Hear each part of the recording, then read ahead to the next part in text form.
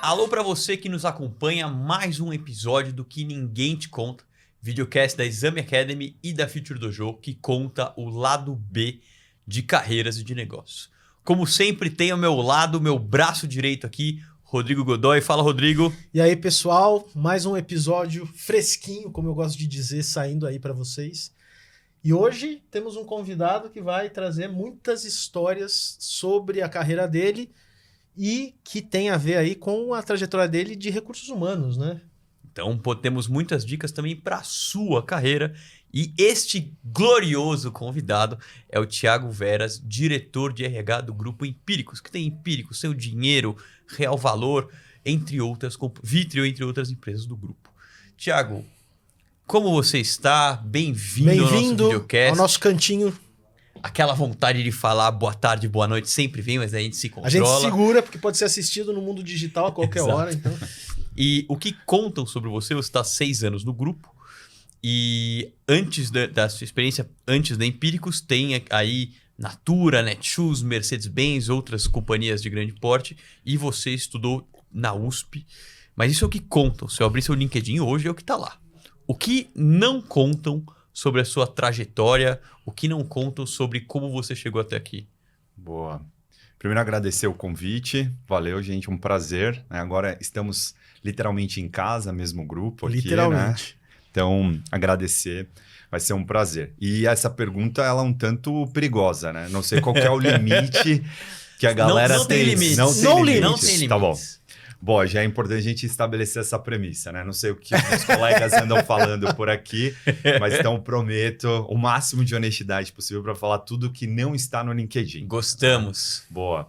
Bom, vou começar dizendo que eu não gosto do rótulo de Faria Limer. Embora a vestimenta aqui não esteja me ajudando muito, né? Deixa eu ficar mais bonitinho hoje. Nem o escritório que é na Faria Lima? Nem o escritório, mas eu acho que né, os rótulos muitas vezes ajudam, facilitam a vida, né? Porque é mais fácil você separar o joio do trigo, mas muitas vezes também coloca as pessoas em lugares que não necessariamente são aqueles que a gente pensa, né? E eu acho que toda a minha história, toda a minha vida me leva de forma completamente aleatória até a Faria Lima. Né?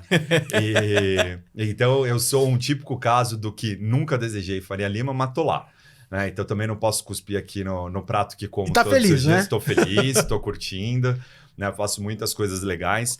Eu acho que eu vou dar um passo lá atrás na minha história, mas vou tentar ser breve aqui também para não desanimar a galera que vai nos escutar e assistir. Jamais desanimaria. Mas eu acho que a minha história começa na minha própria relação familiar. Os meus pais são pessoas que vieram do Pernambuco ali na década de 70, naquele movimento migratório intenso, né, dos nordestinos vindo para o centro-oeste, sul-sudeste. Os meus pais se instalaram ali na região do ABC, mais especificamente em Diadema.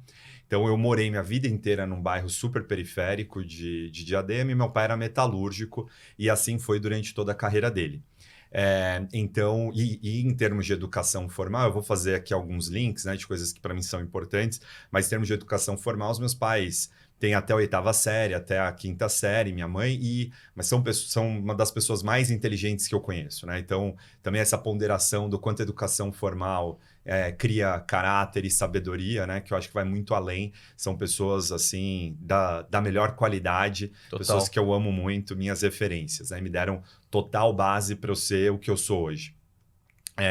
Bom, e acelerando um pouquinho essa história, então eu sempre estudei em escolas públicas, né, na rede estadual pública, lá em Diadema, então num bairro mais periférico. Então as escolas em que eu estudei, né, não tinha nenhum dos famosos prestígios que a gente vê figurando aqui nesse quilômetro quadrado na Faria Lima, né? Então, acho que já começa daí, né? Então, meu LinkedIn não conta que eu tive uma história de vida mais simples, né? Falando financeiramente, né? Nunca tive falta de absolutamente nada. Meu pai foi um cara maravilhoso que sempre conseguiu garantir o mínimo pra gente. Mas venho essa origem, né? Então eu acho que é isso. O LinkedIn não vai contar a origem de ninguém. Então isso aqui é um wake-up call. Exatamente, né? Porque o LinkedIn ele conta de um pedaço da vida pra frente, né? É isso aí. Onde você já teve que superar muita coisa, né? Perfeito, Godoy. Inclusive, né, quando eu olho ali no LinkedIn, eu percebo que o recorte que eu faço é a partir do Senai, quando eu entro ali no colégio técnico e tal. Então, para trás, ninguém vai saber mesmo, a não ser que, né, Sim. seja nessa conversa que a gente está tendo agora. Bom, acelerando um pouco a história, quando eu estava ali na adolescência, prestes a entrar no ensino médio, eu tive duas pessoas que foram fundamentais na minha vida e é que tem um valor enorme para essa questão da mentoria, representatividade, pessoas que são referências, né? Eu acho que isso faz uma baita diferença na carreira das pessoas e eu fui um privilegiado porque tive ali um professor de matemática que chamava Carlos e a minha irmã do meio, a Karina, que é uma pessoa obstinada, visionária, a pessoa pensa 10 anos à frente, assim. Então, ela é aquela criança com alma idosa, assim, sabe? Você é o mais velho? Ou Eu você sou é o mais caçula. Novo? Mais novo, tá. O mais novo. E aí, poxa, ali eu tava com os meus 13 anos e ambos falaram a mesma coisa. Olha, você tem bastante potencial. Se você estudar, você pode entrar numa escola de melhor qualidade, numa escola em que você tem um ensino mais forte para brigar lá na frente por outras oportunidades, né? E, poxa, falei, né? Assim, vieram de duas fontes diferentes, falei, então cabe a mim aqui estudar mais. Tem coisa aí. Tem coisa aí. Então, eu passei minha 8ª série ali inteira estudando muito e consegui entrar na escola, na época, Instituto Técnico Federal, o famoso Cefet de São Paulo, uma das melhores escolas, instituições públicas do estado de São Paulo. E ali eu entendi que era possível já uma transformação, né? Por meio da educação. Então, ali eu já começo. Esse é um tema para mim precioso e talvez seja aí que esteja a minha conexão muito forte ligada às empresas hoje nas quais eu trabalho, né? Ali o Grupo Empíricos tem essa essência, essa dinâmica da educação. Isso está intrinsecamente ligado à minha história de vida. Legal.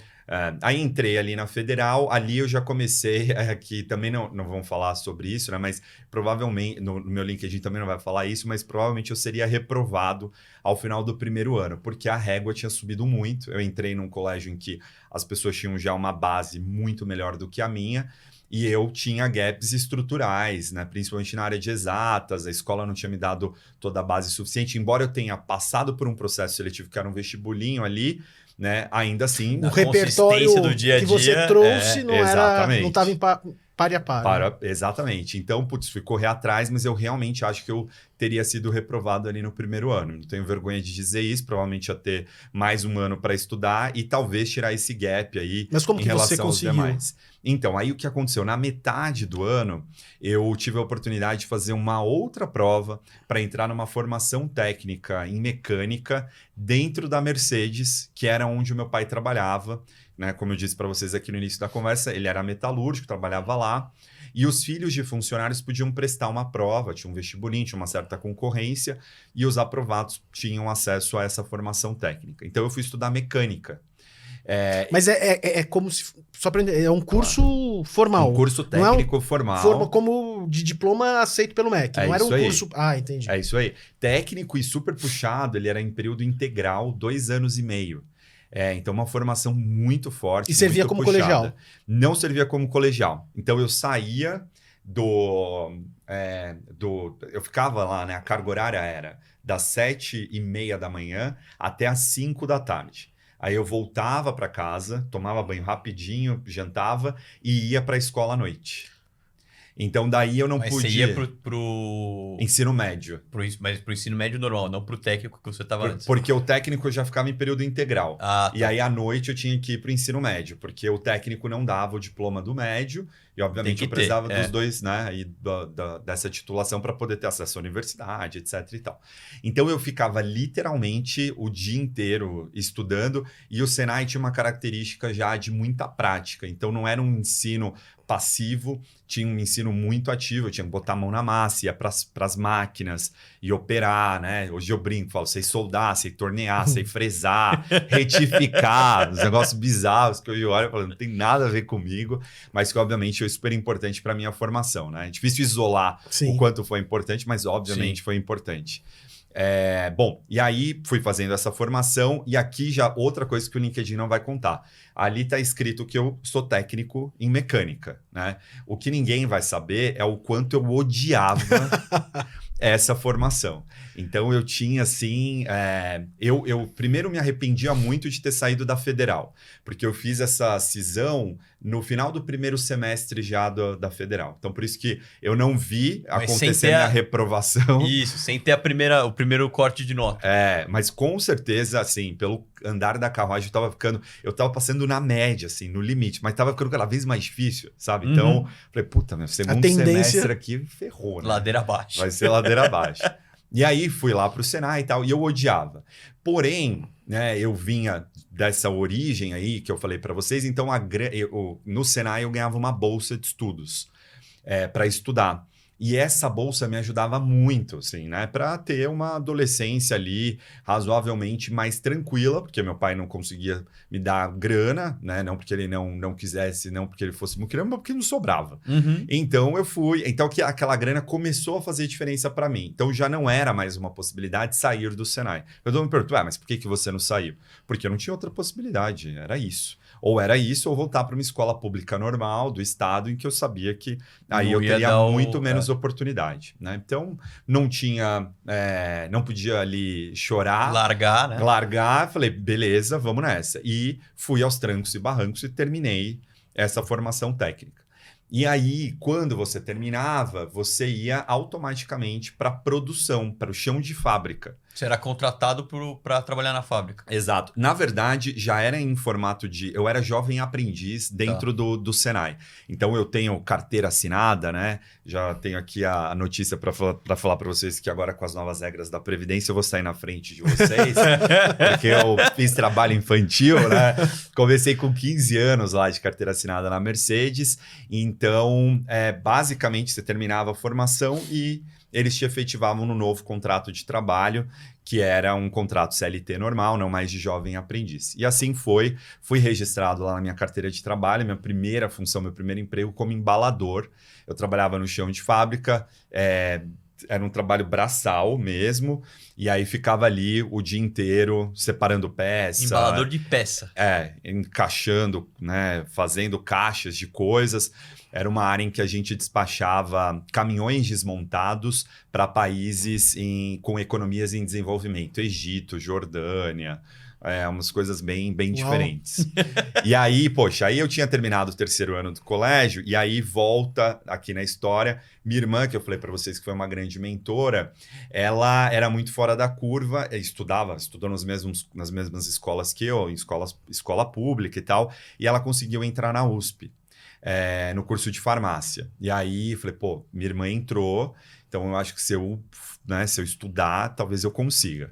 E aí, fui trabalhar no chão de fábrica, terminei o colégio juntos ao mesmo tempo, e decidi que ia fazer um ano de cursinho para tentar ali, né, a vaga, tão sonhada vaga dentro da USP. E aí, depois de um ano, trabalhando na produção, era muito cansativo, eu chegava no cursinho muito cansado. Isso também não vai estar lá no LinkedIn, né? Então... Embalar peça não me parece nada tranquilo. Exatamente. Então, cansaço físico que influencia, obviamente, na disponibilidade que você tem para aprendizagem. Então, foi um ano difícil. Foi um ano em que eu não senti crescendo tanto, progredindo tanto. A base que eu tinha do colégio, ela estava meio parecida. Mas, enfim, era o que eu tinha naquele momento. Prova. Exato. E aí fiz o vestibular e passei. E aí ali eu acho que foi um grande também transformador. O que você fez na USP? Eu fiz Relações Públicas, Comunicação Social, na ECA. Tá. E ali eu senti pela segunda vez a mesma coisa que tinha sentido na época que tinha passado ali na Federal. Eu falei, putz, acho que teve uma mudança aqui na minha vida. Entrar na USP foi de novo eu tive de novo essa sensação, puta, mudou. Né? E aí é um outro perfil de aluno, pessoas altamente interessadas e tal. E que fique claro, sou uma pessoa zero elitista em relação à instituição de ensino, a universidade era um sonho meu pessoal. E que eu queria realizei, mas isso não tira, né, mérito nenhum das demais instituições.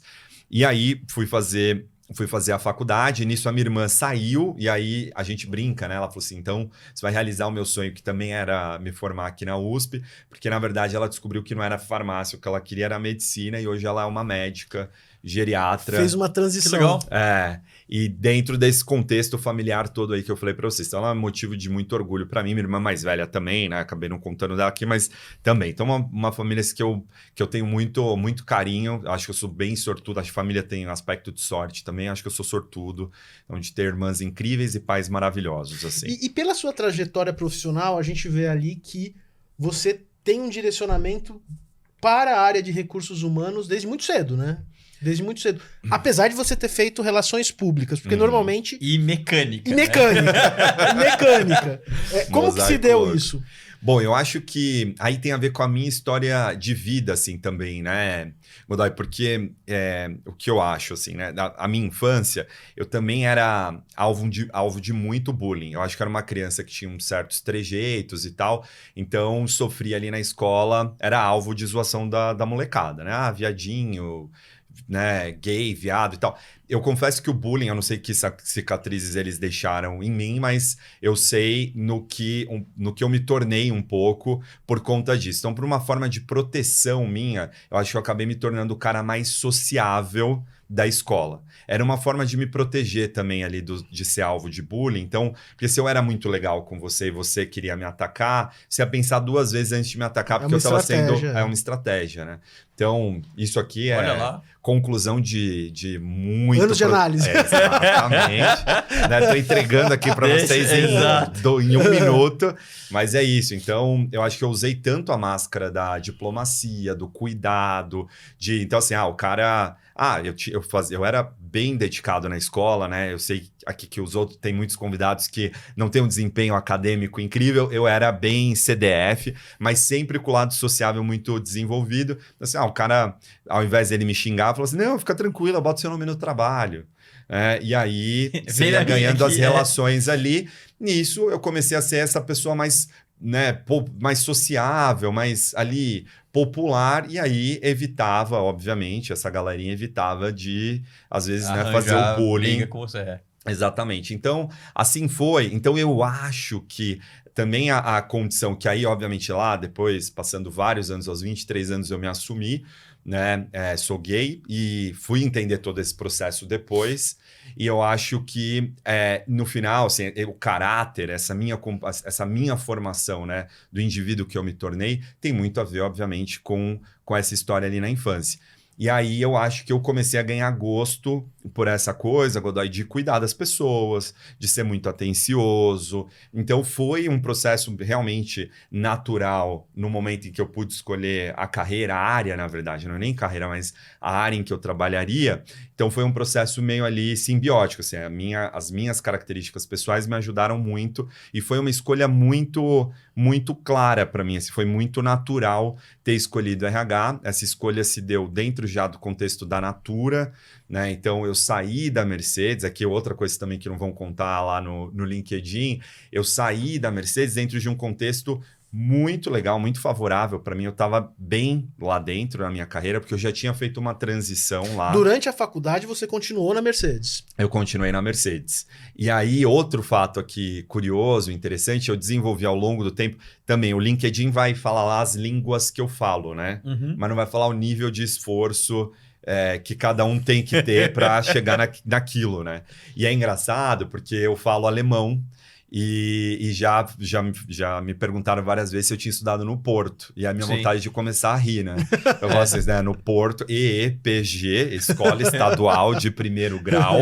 Porto, lá do Jardim Caema, em Diadema, né? Porque definitivamente eu não tive essa sorte.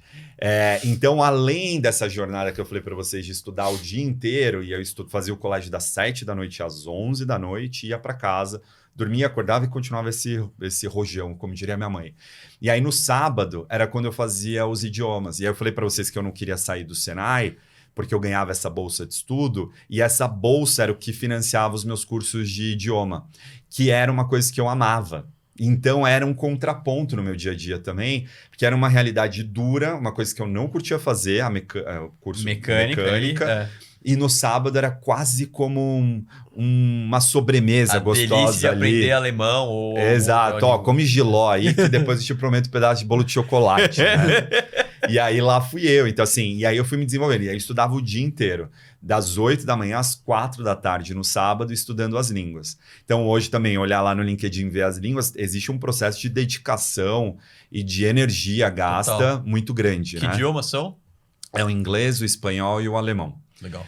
Então, e aí quando eu estava lá dentro da produção na Mercedes, entrei na USP, aí fizeram um convite para uma área super estratégica que eles estavam formando, que era uma área de sistemas de gestão, para trabalhar com planejamento estratégico, práticas de gestão e tal. E os pré-requisitos eram inglês e desejável o alemão. Então, daí também, né, traçando aqui, fazendo um paralelo com carreira, né? A oportunidade, ela vem, às vezes. E aí, se você não estiver pronto, acabou, né? E o interesse pelo alemão surgiu porque você estava numa empresa alemã? Foi por isso. E aí, acabei entrando totalmente aleatório num curso de alemão, né? Uma língua que não é das mais convidativas. Não, zero. E aí, eu comecei a achar... eu comecei a me apaixonar, assim. E dentre essas línguas que eu falo, alemão é a que eu acho mais legal, assim. É o que eu mais gosto de estudar. Acho que eu sou meio sadomasoquista, eu gosto de Eu fiz alemão sofrer um por pouquinho. 2 aulas. Na época da faculdade, que a gente tinha, eu trabalhava num lugar que tinha uma parceria, eu fiz USP também, e que eu não pagava eu era estagiário da CCINT, que era a Comissão legal, de sim. Cooperação Internacional. Então tinha uma parceria lá que a gente podia fazer. Aí eu falei, vou fazer alemão. 2 aulas. Não é muito das mais alemão convidativas, só me né? pede o time da Copa do Mundo e no máximo. Bom, e assim foi. Aí fui para essa área de sistemas de gestão. Então, aí fiquei nessa área por 3 anos que, né, olhando lá, fazendo o paralelo com a universidade, foi o 2º, 3º e o 4º ano da graduação. Quando eu estava terminando... Mas é curioso porque não é tão correlato você falar de sistemas de gestão, sei lá, e a formação. Ágil ou Six Sigma ou gestão de projeto, alguma coisa assim, com relações públicas, que é algo, pelo menos eu fiz comunicação também, mas muito mais lado criativo, pensando especialmente na academia, né? Ou criativa, a USP tem bastante o lado filosófico da coisa e muito menos metódico e pragmático. Não, total. Eu acho que na universidade eu dei vazão ao que era o meu natural, aos meus talentos, né? A minha aptidão ali já mais dada, pronta. E no trabalho era, na verdade, vazão do técnico lá em mecânica que eu tinha feito, que eu odiava, mas que me deu a oportunidade de ir para essa área. E aí, juntando esse mosaico todo, acho que tem muito a ver com capacidade de aprender, né? E eu me coloquei à disposição de aprender naquele momento. Então, realmente, ao meu lado, a maioria era engenheiro ou administrador de formação, mas... consegui, né? Talvez eu tenha gastado mais energia do que eles, mas tava ali pareando ali. Exato. Fiquei 3 anos nessa área e aí tava terminando a graduação e vinha esse comichão, e aí tem a ver com isso que você acabou de falar, porque eu falava, mas eu não dei vazão pros meus talentos ainda. Porque eu já tinha uma certa noção. Eu falava assim, poxa, eu gosto de comunicação, eu gosto de marketing, eu gosto desse lado criativo, e sistemas de gestão é o oposto. Zero. Existe uma bíblia e você segue a bíblia. Exato. Six Sigma, Lean Management. Você tem as regras ali, só seguir, né? E aí ficava nessa dúvida, então fui totalmente na contramão do que seria o natural, que era continuar lá. Inclusive, quando eu estava no último ano da faculdade, eu decidi que eu ia estudar engenharia. Olha só que loucura. Você ia fazer uma transição no último ano? Fiz o vestibular, passei na Federal do ABC, inclusive, fiz matrícula.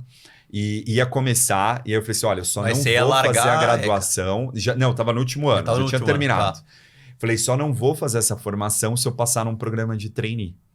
E aí, eu passei no programa de trainee da Natura. Olha que doideira. É isso, assim, no fundo eu ia acomodar. Tem uma coisa, assim, né, também dessa... Isso também não tá no LinkedIn. Tipo, eu fiz matrícula no curso de engenharia, que bom que não deu certo. Porque olhando hoje, não tinha nada a ver Nada a ver. comigo. Mas esse é o tipo de situação que a gente só consegue ter a noção com o tempo. Em né? retrospecto... Porque muitas vezes total. acontecem umas situações na vida da gente que a gente fica chateado. Pô, acabou minha carreira, agora... Total. E na verdade você, com o tempo, depois você olha pra trás e fala, putz, que bom que aconteceu isso. Total. Porque no fundo, ali eu tava... olhando, né? Eu tava tentando me acomodar à realidade em que eu tava. A realidade que eu tava era a maioria engenheiro, e eu já tinha recebido esse feedback de um dos gerentes da área que tinham falado abertamente para mim, falou assim, olha, para você ter futuro aqui dentro dessa organização, você tem que ser engenheiro. E eu pensava, porra, mas não quero ser engenheiro, né? Que merda. Mas tudo bem, eu vou fazer engenharia. Então foi Era isso. o caminho traçado pelos outros ou o caminho que você traçou para você? Exatamente. E aí, poxa, passei no trainee da Natura, que foi um negócio completamente aleatório. E que ano foi isso? Isso foi 2000 e... O processo seletivo aconteceu em 2009. Foi um processo muito extenso, durou quase 6 meses. Era uma nova proposta da Natura, eles queriam revolucionar o mercado de trainees. Então eles fizeram um processo que era totalmente pautado pelos valores da organização. Então foi um processo completamente diferente do senso comum. Então, tinha, por exemplo, para a Natura é super importante a questão da sustentabilidade. Então, uma das etapas do processo era você vai representar o Brasil em uma das comissões, em um evento internacional de sustentabilidade. Qual proposta você faz em nome do Brasil? Que isso, né? Então, assim, era um negócio totalmente fora da caixa, que aí, óbvio, quando eu entrei, eu entendi o porquê daquilo, foi, puta, fazia muito sentido. Eles queriam checar se você, de fato, tinha os mesmos valores da organização, mas eles levaram isso a ferro e fogo, assim. Isso é um valor para nós, inegociável, eu quero saber se você também tem isso como valor. Legal. Foi muito legal. E aí... Um processo bem longo, bem extenso, foram 20 mil candidatos para 30 vagas. Eu fui um dos felizardos, um dos sortudos e aí lá você começou em 2010. no final e comecei em 2010 na Natura. E aí era um programa de trainee com os famosos job rotations e aí fui passando por várias áreas. Então foi perfeito, porque todas as dúvidas que eu tinha em relação à carreira, eu experimentei na Natura. Então as áreas que eu tinha interesse eram marketing, RH, e aí até tinha vontade de sustentabilidade, mas me enfiaram em sistemas de gestão, porque era o meu know-how. Exato. Eu falei, não, vai para sistemas de gestão. Eu, puta, não quero sistemas de gestão, né?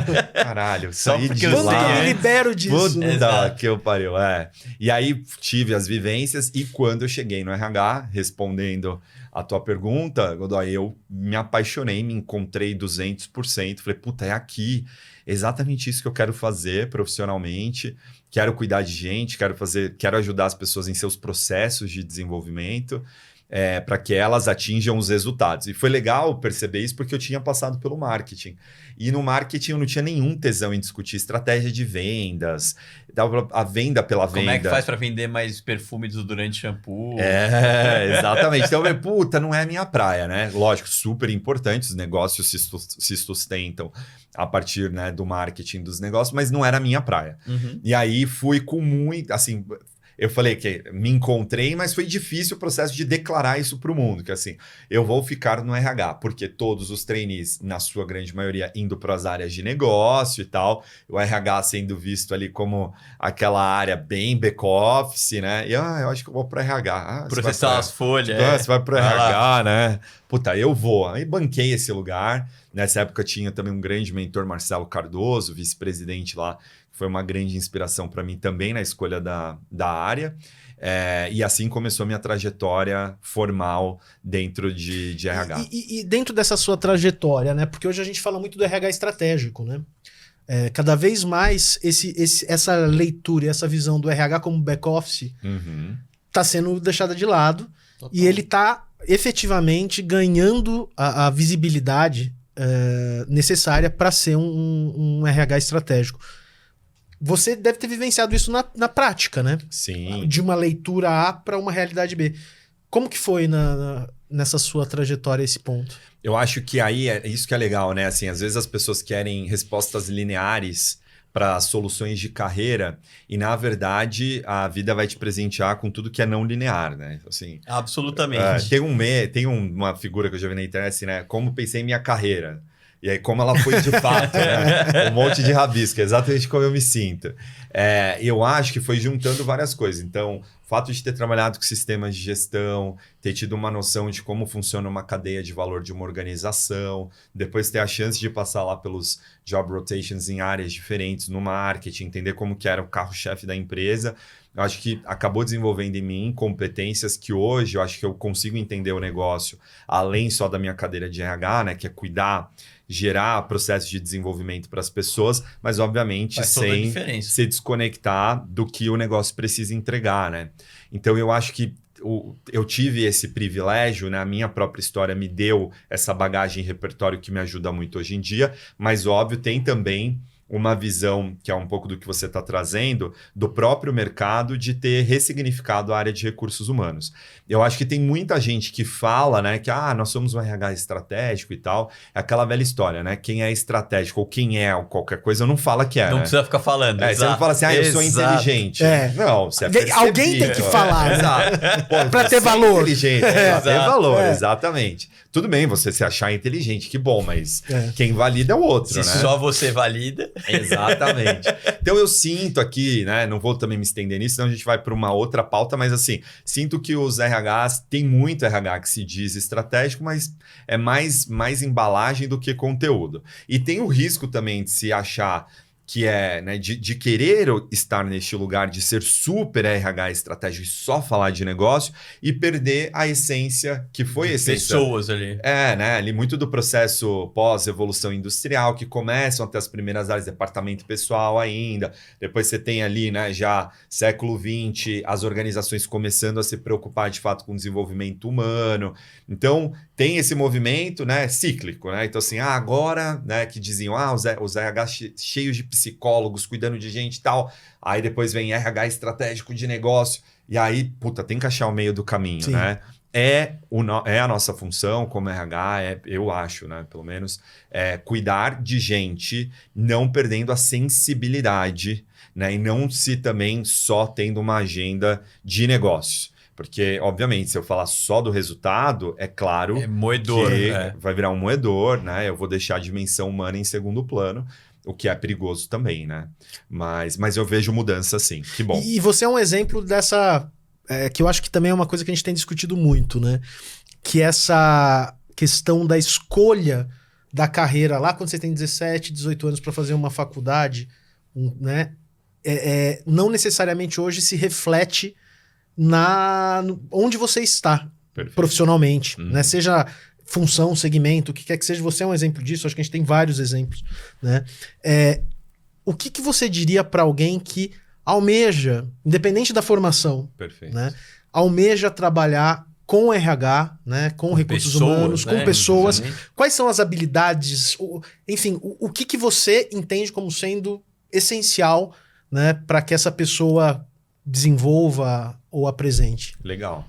Bom, eu acho que tem alguns caminhos que... Legal você falar nisso, tem N formas hoje em dia, né, de você construir esse perfil. Não necessariamente precisa ser só na graduação, né? Pode ser como eu mesmo acabei fazendo na minha própria história, né? Fiz relações públicas, na minha opinião, tem uma ligação muito direta com o ofício de RH, que aí aqui já trazendo a primeira competência que eu acho essencial para quem quer trilhar uma carreira em recursos humanos ou áreas correlatas, que é a habilidade da comunicação.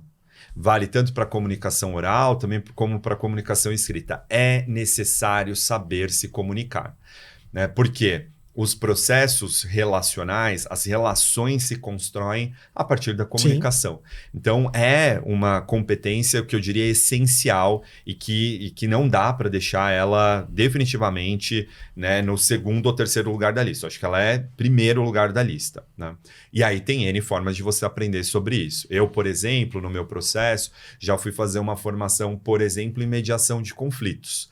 Foi uma formação super extensa, de quase um ano, porque a base do trabalho do RH, muitas vezes... Passa por isso também, né? É isso, é gerir conflitos, é ajudar, resolvedor facilitar. De treta certificado. Total.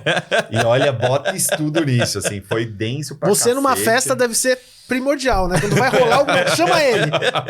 Media, Veras, media. Vice-presidente do Deixa Disso. Nossa, media. Não, mas é engraçado. Quando eu comecei a formação, os professores falavam, ó, vai abrir um portal e vocês vão começar a atrair conflitos. Eu falei, isso é balela e tal. Meu, a quantidade de conflitos que surgiu na minha vida em foi pré-pandemia, 2019...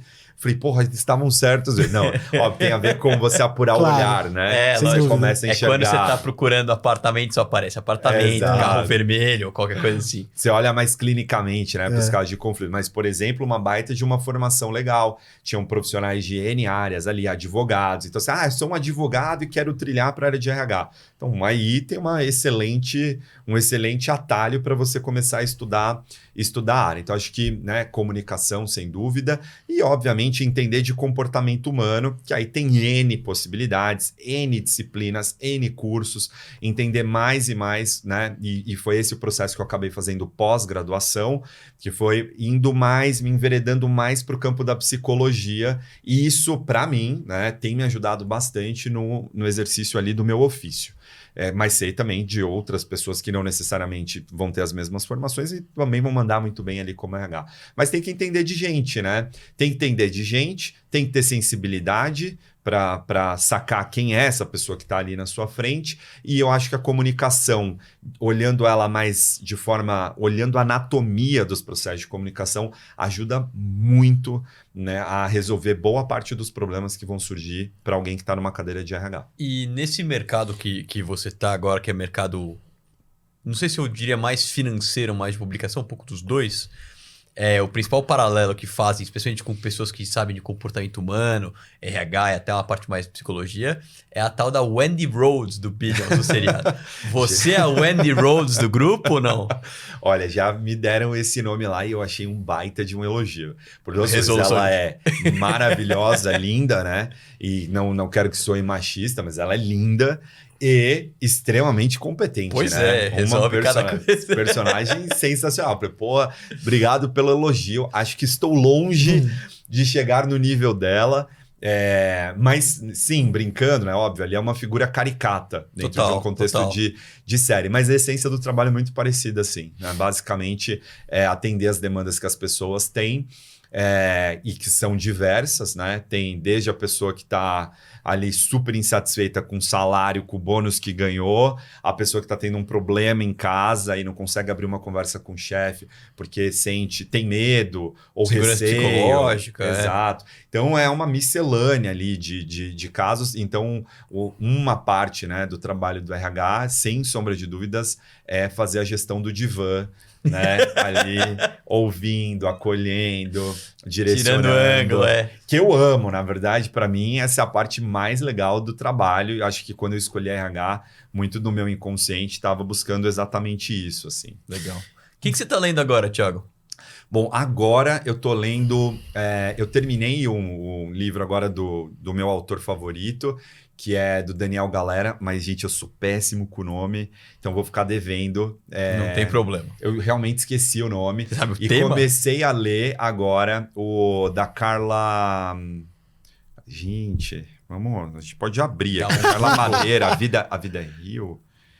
não lembro agora, mas posso dar uma outra dica, né? Boa. Que eu li bem recentemente, que é o Pense de Novo, do Adam Grant, que é esse psicólogo agora que está sucesso absoluto, né? Do Outliers também. Do Outliers, exatamente. Nem apareceu aqui, gente. Tá só no meu Kindle Online. Mas enfim, essa é uma boa dica, o Pense de Novo. Já é a segunda vez que a gente escuta essa dica. É verdade. Ou seja, duas repetições significa alguma coisa. Temos uma tendência. O Pense de Novo, para quem quer, indo aí na linha do que o Godoy me perguntou sobre o que precisa ter, é uma boa leitura para quem quer trabalhar com gente, com pessoas. Porque, no fundo, ele desafia o tempo todo como que é o processo de construção, né, dos juízos de valor. Então, tem várias provocações do quanto, né, você precisa tentar se afastar, né, desses pré-julgamentos, desses pré-conceitos, para, de fato, poder aprender, Sim. Que é o que importa na relação. Bem legal. Chegamos ao fim do nosso papo. Muito bom, diga-se de passagem. Você tem direito de fazer a nossa última pergunta. Hoje eu faço? A gente vai brigando pela última pergunta. Se você pudesse voltar no tempo e dar uma dica só pro Thiago lá de 20 e poucos anos atrás, qual seria? Essa é difícil, mas Sempre deixa a pergunta difícil pro final. Pro final. Olha, eu diria assim, né? É aquela velha história. Eu queria ter a maturidade que eu tenho hoje aos 20, Sim. né? Para ter mudado muito. Então eu diria assim, paciência, né? Eu acho que a nossa geração ela está sendo completamente metralhada de todos os lados por diferentes estímulos. Sim.